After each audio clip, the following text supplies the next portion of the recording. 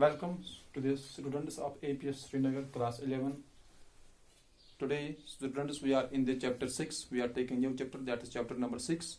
That is the geomorphic processes. Students, first you should know what does this geomorphic processes mean.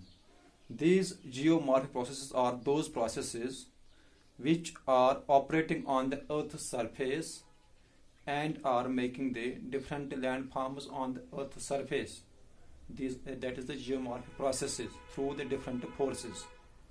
We will go through detail of this chapter one by one, the stepwise. So in order to have the proper understanding of this geomorphic processes, you should have the knowledge of first two important terms, two important processes, that is the endogenic and the exogenic forces of processes. This is very important for the proper understanding of these geomorphic processes chapter.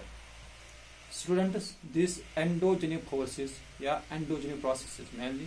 This endogenic, those forces which are operating within the earth's crust, within the earth. Those forces which are operating within the earth, these are known as endogenic forces. And those forces which are operating in the earth's atmosphere, out of earth, that is the exogenic forces. These endogenic forces, those forces which are operating within the earth, this includes those forces like volcanic activity, volcanism, tectonic activity. These are the forces which are operating within the earth, this tectonic activity. And these forces, these endogenic forces like volcanic activity, tectonic activity, these forces are constructive in nature. Constructive in nature means these are making, these are creating different landforms on the earth's surface.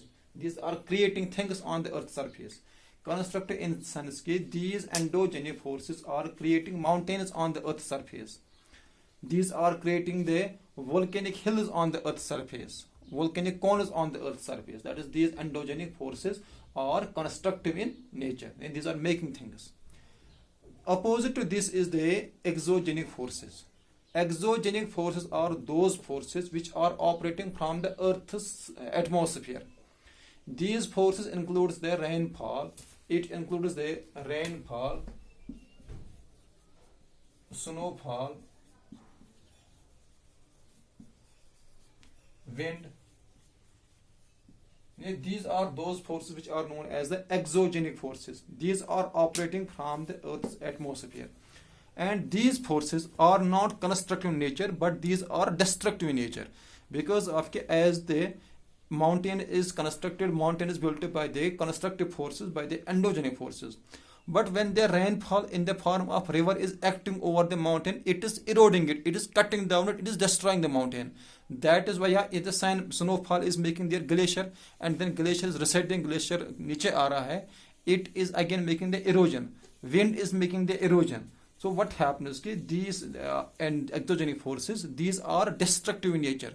These are destroying the things which are created by these endogenic forces. So these exogenic forces are known as the destructive forces.